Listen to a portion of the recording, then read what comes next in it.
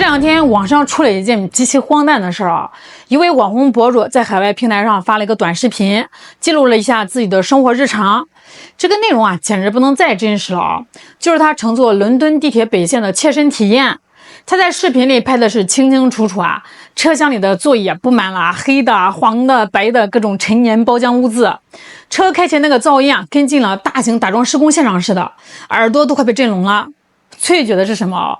车开到了半路，突然来了个信号故障，直接把整车乘客扫地出门，半道停运。最后没办法，只能大半夜再花钱打车回家。都开了一半就不能开了，哎，全部堵在那个地方了。今天又是哪个站台他说 signal 有问题，又不能开了。大英帝国，朋友们，大英帝国呢？哎，大家摸着良心说啊，这个事儿搁在任何一个国家、任何一个城市，乘客花钱买了票，发个视频吐槽一句：“今天出行太倒霉了，这个设施真破”，是不是天经地义啊？结果你猜怎么着？咱们这位早已经边缘化的香港老牌演员黄某，突然间就巨婴式破防啦！这位黄大爷大半夜不睡觉，跑到人家博主的评论区底下，连发了2条极其刻薄的留言。他说：“土包就是土包，只会去穷区，谁叫你坐这条线？”好家伙啊，这个高姿态摆的，不知道的还以为整个英国的交通局都是他家开的呢。那随后这个事儿在网上是迅速发酵，黄某眼看舆论苗头不对，悄悄的把评论一删，关了评论区，装作无事发生。但是网友早就截图留存了。咱们今天就好好聊聊黄某的这一句“穷区才坐这线路”，到底是谁给他的底气？到底谁才是那个没见过世面的土包子？那黄某的这一句穷区线路一出口啊，直接就把他自己的底盘和无知全暴露了。这说明什么呀？说明他根本就不懂伦敦，甚至移居英国这么久，连伦敦的核心地理都没溜达明白，纯属一个活在自己幻想里的盲盒网民。那熟悉伦敦的网友就指出啊，这条北线啊，那是贯穿整个伦敦真正的黄金动脉与心脏地带。它一头拉着全欧洲的金融心脏和谷歌欧洲总部，另一头穿过全英国最昂贵、住满顶级富豪和老牌贵族的豪宅区。全欧洲年薪最高的那批科技大佬啊、精英啊，每天通勤全靠它。那合着在黄某眼里，这些英国精英天天全都是在穷区讨饭的土包子。那有人就纳闷了啊，既然这条线这么高端，沿线全是富豪，为什么这个地铁还能破成这个熊样呢？这呢，咱们就得揭露英国基础设施最冷酷的真相了。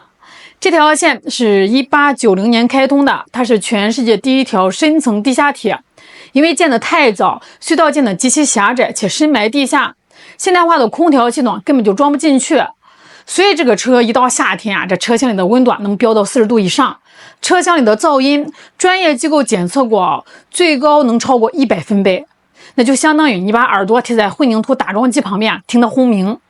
至于那个座椅上的陈年包浆啊，英国 BBC 和本地媒体自己都报道过，这个车上的 PM2.5 和有害金属粉尘严重超标。你穿着浅色裤子往那椅子上一坐，起来的时候屁股上直接就是2块黑印子。那很多本地的乘客宁愿全程站着都不敢坐。I hate to be this person, but I think I may have to wear a mask the next time I go on a tube. Like, for 2 days straight, I've needed to use the tube to get around.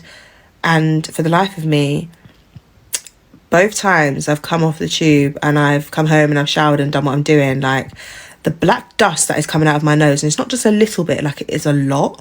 And that is a lot to be inhaling every time you're going on the tube. It's insane.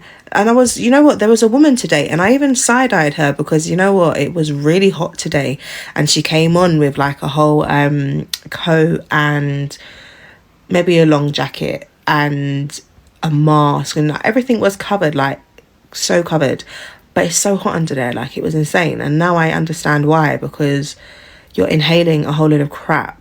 这就是伦敦最核心干线的真实状况。在伦敦，有钱你也得坐烂车，因为那个地面上天天堵得跟停车场似的，精英也得钻地道。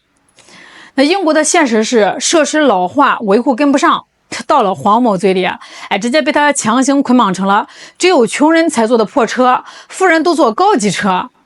他企图用这种虚伪的阶级优越感去羞辱一个普通博主，结果一出手，反而暴露了他自己对英国社会的极度无知呀！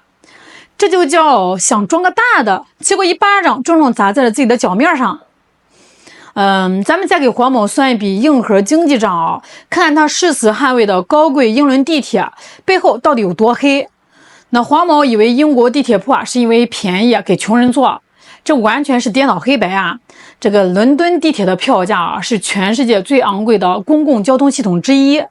那在伦敦，你随便坐2-3站地，单程的票价就能高达2.8到5.6英镑，折合人民币将近是30到50块钱。如果你每天跨区通勤，一个月的交通费轻松突破2-3千元人民币。拿着全世界最顶级的天价票价，给乘客提供陈年包浆的破座椅、100分贝的噪音和半路停运的瘫痪服务，这个钱都用到哪儿去了呀？这就要说说英国著名的公私合营黑幕了。那当年英国政府为了推进所谓的私有化，把这个地铁的维护与运营打包承包给了私营资本巨头。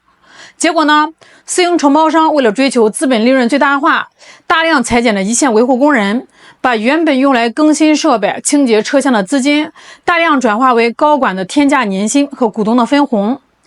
伦敦交通局每年拿着几十亿英镑的财政补贴和天价的票价，运营却一团糟，工会动不动就组织大罢工，导致整条线路动辄瘫痪。乘客交着全世界最贵的票钱，享受着工业革命时期的破烂设施，资本家在背后赚的是盆满钵满啊！一个中国留学生作为合法消费者，花着高票价体验到了这种垃圾服务，提出质问和吐槽，这是最基本的消费者维权啊！而黄某呢，他不仅不去质问管理层的腐败，反而倒打一耙，怪消费者谁叫你做这条线？这种逻辑何其荒谬，何其可耻呀！这个事儿最讽刺的地方在于，英国本地人天天在骂，黄某却急着在网上洗。但凡你在英国生活过，你就知道英国本地人对自己的公共交通是个什么态度。英国人天天在网上把伦敦的交通局骂是狗血淋头啊！每年针对北线的投诉上万条，什么坐上半个小时出来醒的鼻涕都是黑色的，夏天坐这个车就是高温蒸桑拿体验。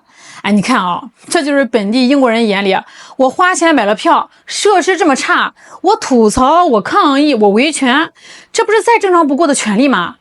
可是怎么到了黄某这儿，逻辑直接来了个180度的大转弯呢？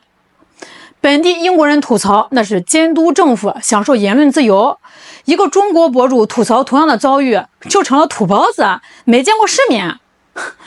这副奴颜媚骨的嘴脸，连香港当地的网民都彻底看不下去了。在这个事件发酵之后香港本地的论坛和社交平台上，网友们全在痛骂黄某有香港网友直接用粤语在底下质问他：“你在英国给人家当旺财呢，怎么这么忠诚啊？”你看看这可不是什么地域矛盾这是所有正常人类对于这种双标舔狗行为的共同唾弃。某些人总觉得只要自己帮着西方掩饰缺点，就能显得自己很高贵。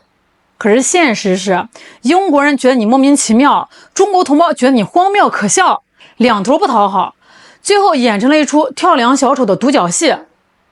咱们骂也骂了，但咱们得深入琢磨琢磨黄某这个人到底是一种什么病态心理他为什么会对一个博主吐槽英国地铁这件事儿产生这么大的应激反应这就涉及到了深层的港英殖民创伤与精神二等公民的心理补偿机制。黄某成长于上个世纪80、90年代的香港，在那个时期呢，港英政府下的英国殖民者高高在上，香港本土的普通民众在政治和身份上长期处于二等公民的地位。在那种压抑的环境下一部分人不仅没有产生反抗意识反而患上了严重的斯德哥尔摩综合症。他们在潜意识里把英国、西方、白人与高贵、文明、高级画上等号，把大陆同胞东方与贫穷、落后、低级画上等号。那为了在殖民者面前讨好，为了证明自己比其他同胞高人一等，他们最常用的手段就是通过贬低大陆人来试图证明自己已经挤进了那个所谓的高级西方圈层。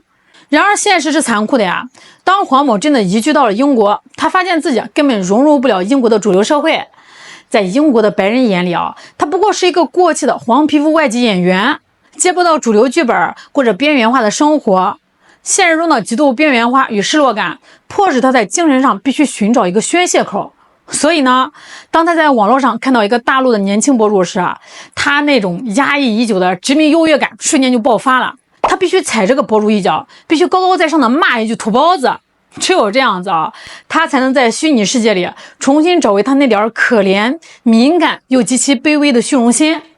这就像一个花了毕生积蓄买了一件假名牌的人，路上碰到一个小孩说这个衣服掉色，他不敢找商家维权，反而骂这个小孩不懂时尚。这是一种极其病态的过度补偿心理但是黄某忽略了一个最核心的事实，时代早就变了今天的中国年轻一代早就站起来了。黄某那一代看西方是仰视，是跪着看，而今天的中国年轻一代是拿着平视的眼光去看待这个世界的。他们出生在物质极其丰富、国家高速发展的时代，西方的顶尖科学技术先进，咱们借鉴。但是你英国的地铁脏就是脏设施破就是破，空调装不上就是装不上。我花了钱坐了车，体验不好，我凭什么不能说呀？黄某无法接受自己跪了一辈子的神殿，原来里面也有蜘蛛网和铺砖这个残酷的现实。他更无法接受现在的中国年轻人居然不再跟着他一起跪下这个事实。所以呢，他癫狂了他大半夜跳出来骂人家是土包子。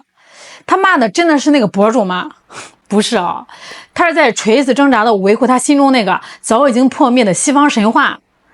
其实看着黄某这一系列的荒诞操作心里面除了好笑也挺唏嘘的。他就像是一个被时代高速列车远远抛在后面的落后者，他以为踩同胞两脚就能让自己显得高级，殊不知在现代社会里，靠贬低同胞来求认同的人，既得不到西方的真正尊重，也彻底失去了同胞的尊重，最后落了个两头不靠，活成了一个彻头彻尾的时代笑话。好啦，今天就聊到这儿了。大家对于黄某这一波土包子论怎么看呢？评论区聊聊。我是小懒，咱们下期再见。